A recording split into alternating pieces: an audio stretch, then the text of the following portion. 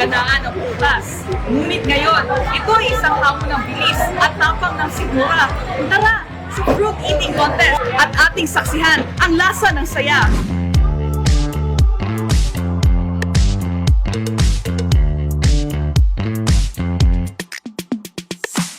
Dragon fruit, lansones, rambutan, marang at durian.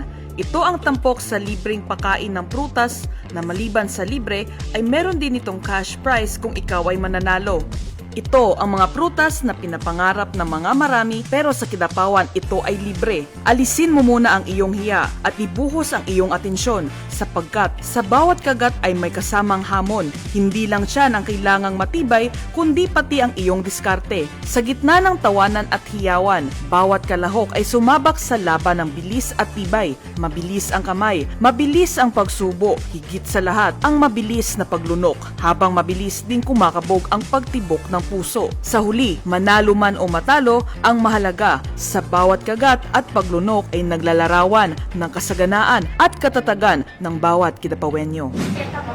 Mula dito sa City Pavilion, kasama si Ayan Pamulagan at Arnel Aragon, ako si Jaleka Kid Ganansyal ng City Information Office.